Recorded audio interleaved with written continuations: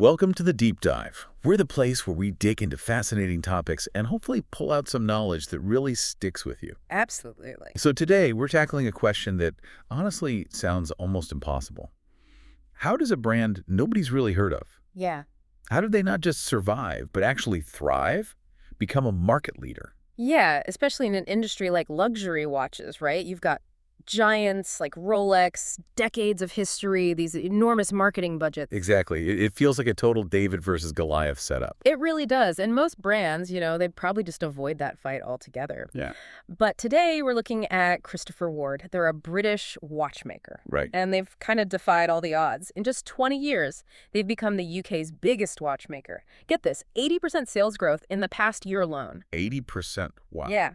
And they're on track to hit 50 million by early 2025. It's just a really remarkable story about strategy, about trust. It really is. Yeah. So our deep dive today is all about unpacking those strategies, which are often, pretty surprising, maybe even counterintuitive. Mm-hmm.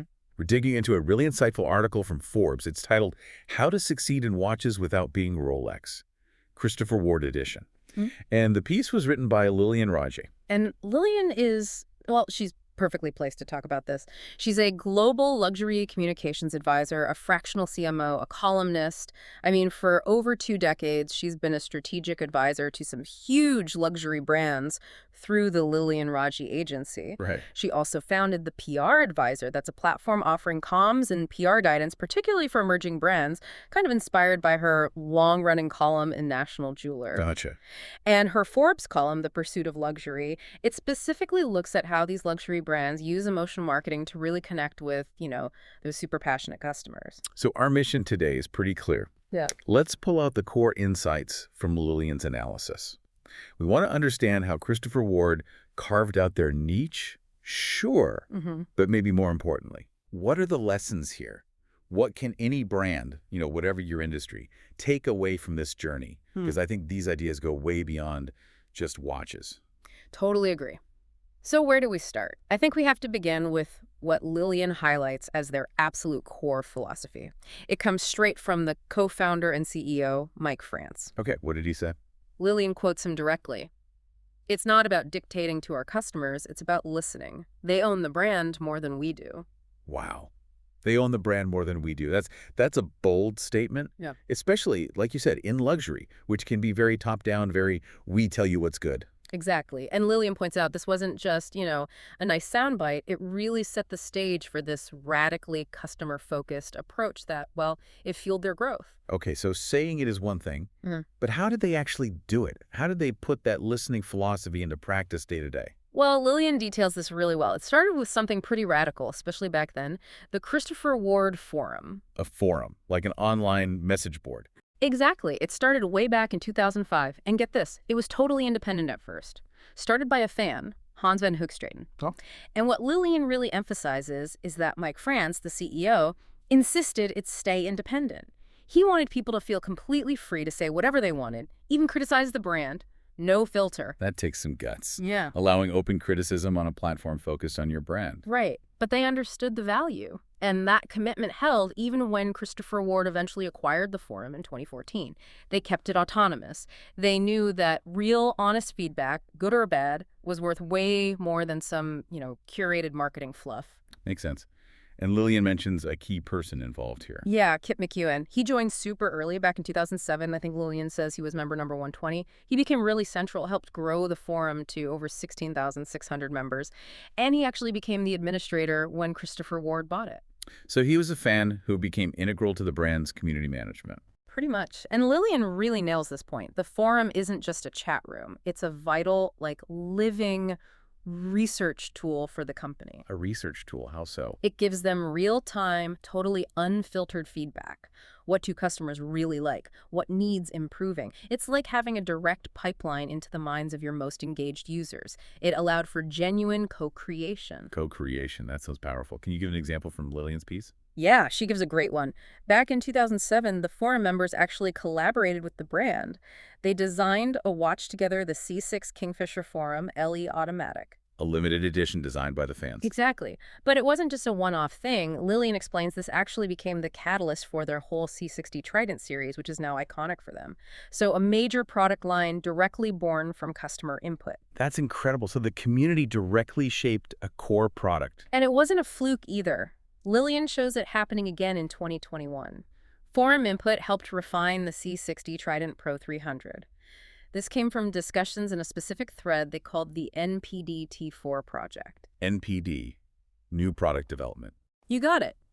And this thread was explicitly set up as an experiment, as Lillian puts it, to get input from informed consumers and even critics for a full production model, not just some limited run. It shows how deep that feedback loop goes. So it's baked into their actual development process. Right. And the community's passion went even further. Lillian tells this story about Kip McEwen, the administrator. In 2019, he created something called the CW Archive. CO Archive, what's that? It's basically this incredibly detailed online database of every Christopher Ward model ever made. And he built it from his own personal collection. Lillian mentions he had over 150 Christopher Ward watches himself. 150 watches. Okay, that's dedication. My partner might have questions if I tried that. Yeah, mine too. But for Kip, it was clearly a passion project.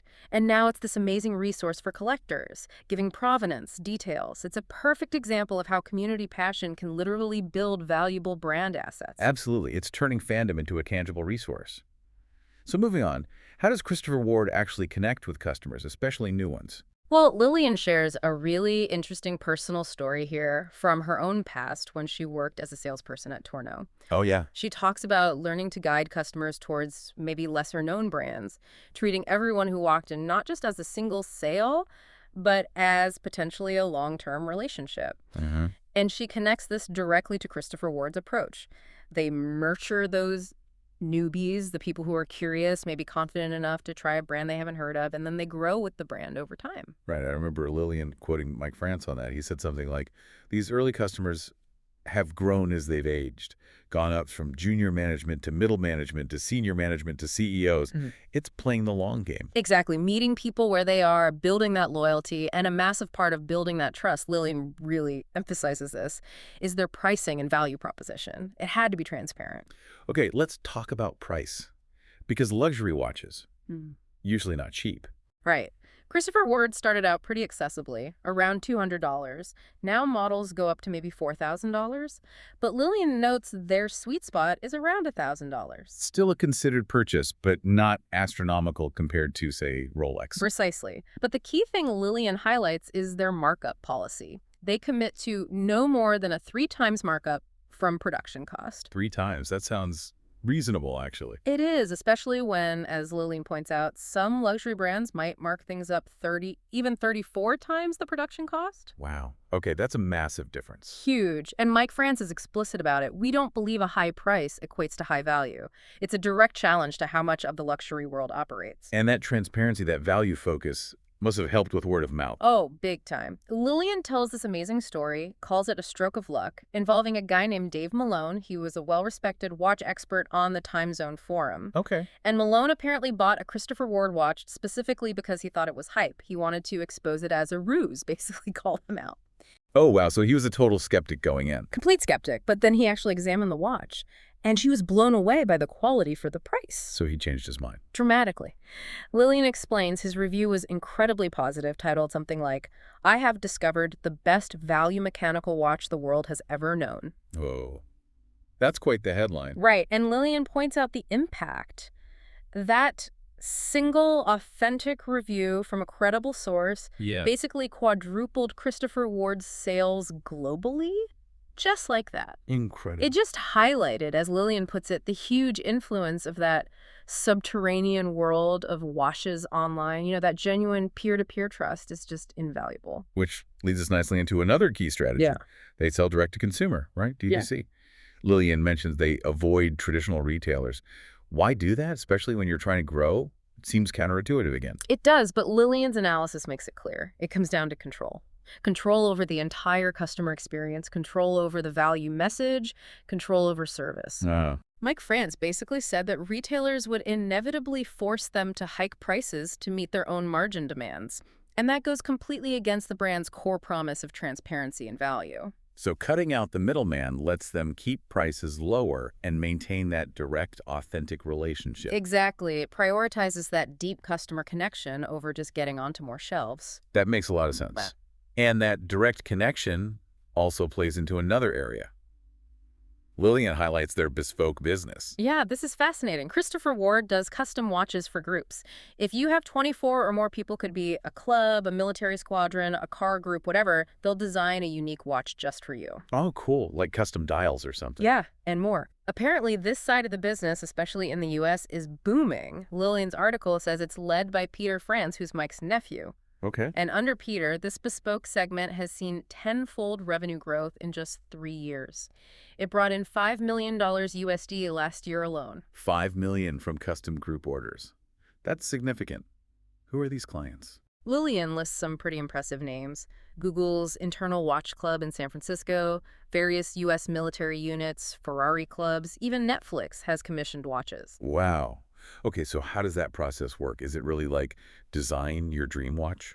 Peter France apparently describes it as starting with a blank canvas. Lillian details how they go through maybe 6 or 7 design versions, really getting into the weeds on details. Like what kind of details? Things like personalizing the date wheel, maybe highlighting a specific date that's important to the group, like July 16th or something, custom dials, hands, case details, even bespoke boxes and manuals with passages telling the group's story. It's the whole 9 yards. That's incredibly personal, creating a real artifact to that group. Totally. Lillian shows a specific example, an orange Belcanto watch inspired by a customer's McLaren car. And Peter clarified, this wasn't some official McLaren partnership. It was purely reflecting that one owner's passion for his car. That's amazing flexibility. But they must maintain quality standards. Absolutely. Mike France's mantra is always product, product, product. Lillian stresses they don't sacrifice quality, ensuring the customer gets the best value, even on bespoke orders. And they are selective. Lillian notes they'll turn down projects if they don't fit the brand's aesthetic, or if they don't meet quality standards, or maybe if it feels like it might misrepresent a collaboration that doesn't exist. They protect the brand. Right. Got to maintain integrity. And speaking of integrity and transparency, one last point Lillian makes is Mike France's open door policy. His actual email address is on the website. The CEO's email. Yep. Publicly available. Yep. And apparently he personally responds to customer inquiries, questions, complaints, praise, whatever. Lillian calls it a bold bet on transparency, especially in an industry that can often feel quite closed off. That's incredible accessibility. So bring this all together. What does this mean for our listeners? For anyone running a business or a brand, Lillian distills Christopher Ward's success into some key lessons, right? She does. 7 key takeaways that Lillian identified, which I think are really applicable anywhere. Okay, let's run through them. Lesson 1. First, customer-centric innovation. Really systematically gather that customer feedback and, crucially, act on it. Think about that forum shaping actual products. Right. Okay, number 2. Value transparency. Be open about your pricing. Explain the value.